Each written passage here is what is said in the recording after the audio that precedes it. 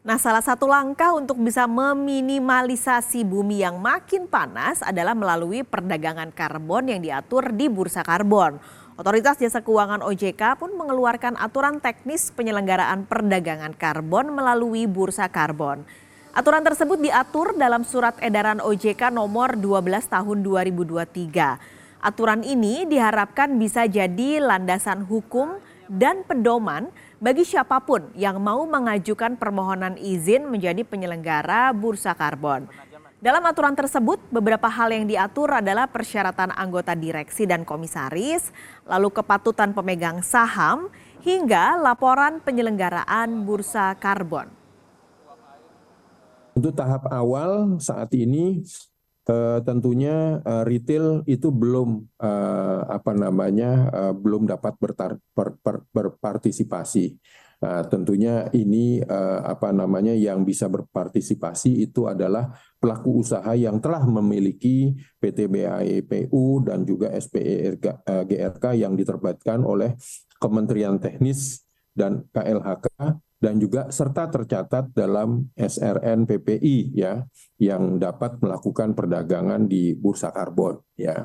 Tentunya sangat dimungkinkan ke depannya retail bisa masuk tetapi mungkin tidak masuk dalam perdagangan karbon tetapi mungkin dalam produk-produk turunannya gitu ya.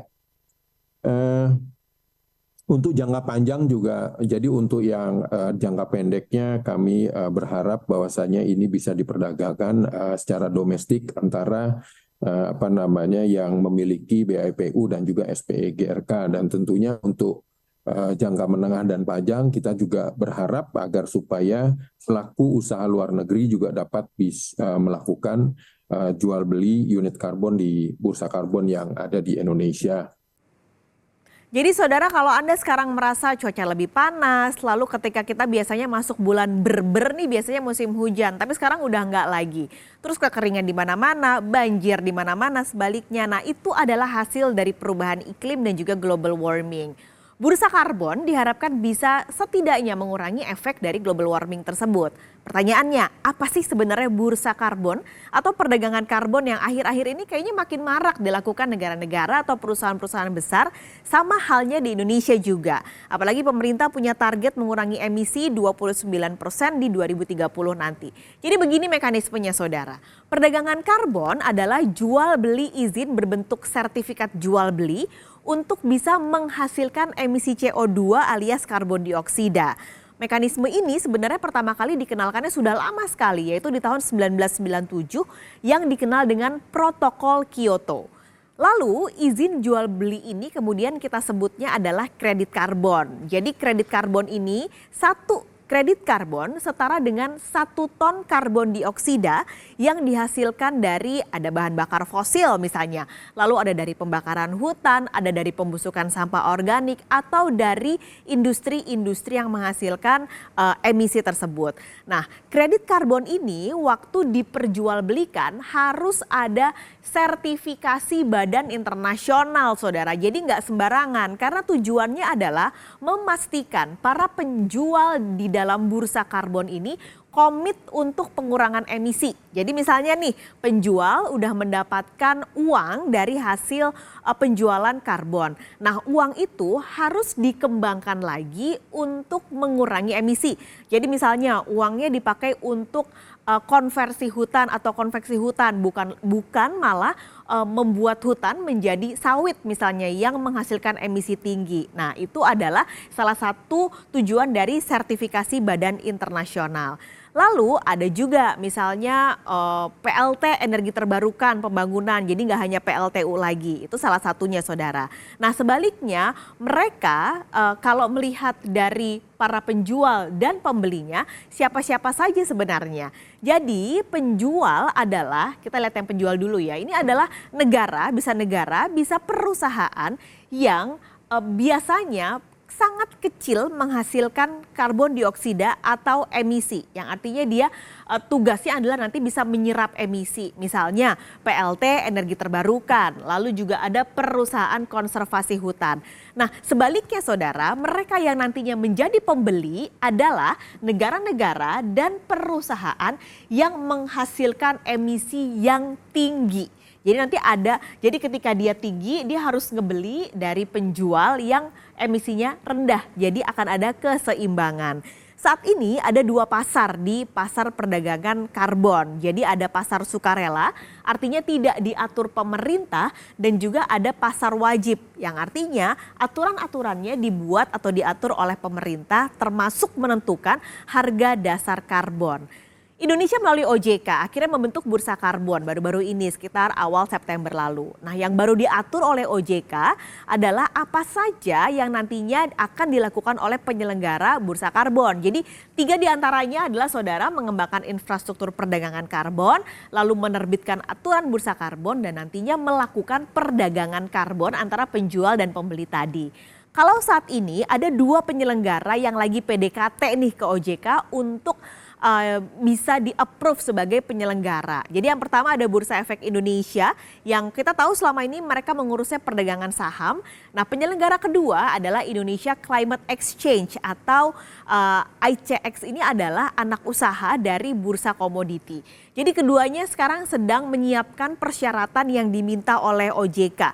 Yang mereka lakukan adalah penyiapan infrastruktur, teknologi tentu, hingga sumber daya manusianya.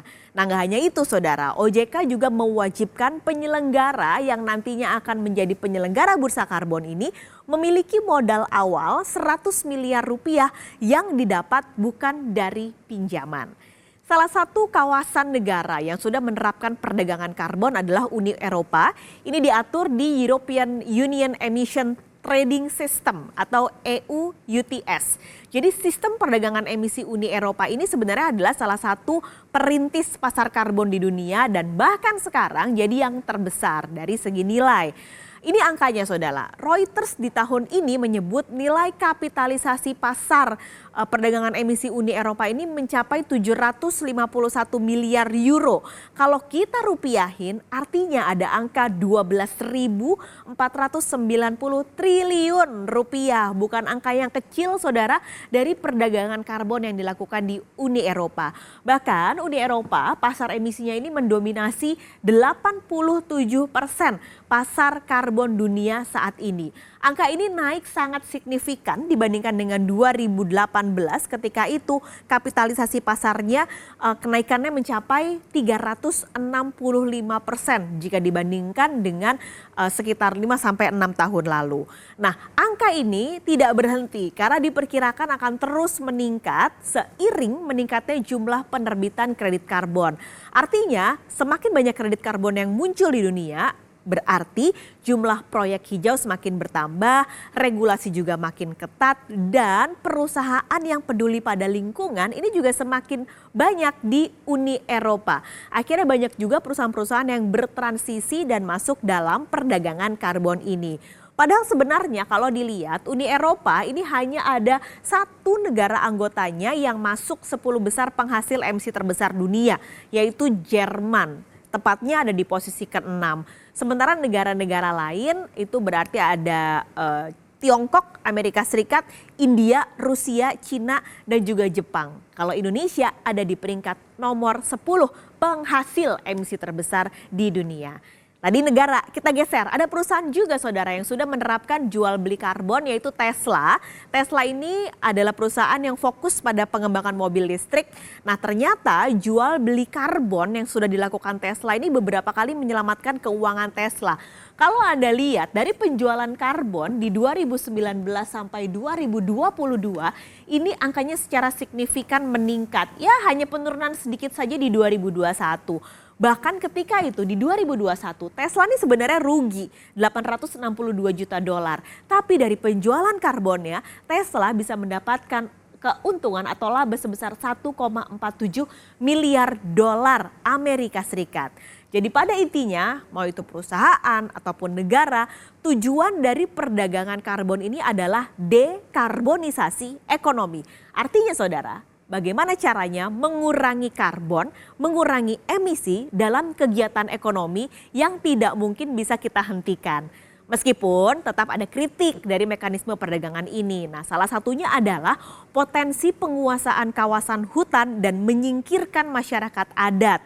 Karena banyak perusahaan akhirnya diberi konsensi untuk menjaga kawasan hutan. Nah, banyak masyarakat adat di sana yang sebenarnya belum paham betul skema perdagangan karbon. Lalu ketika perusahaan masuk, dan biasanya nih perusahaan kalau udah mencari yang mencuankan mereka bisa menghalalkan segala cara. Ini kritiknya, jangan sampai perdagangan karbon ini malah membuat mereka yang dari dulu menjaga hutan menjadi tersingkir hanya karena keuntungan.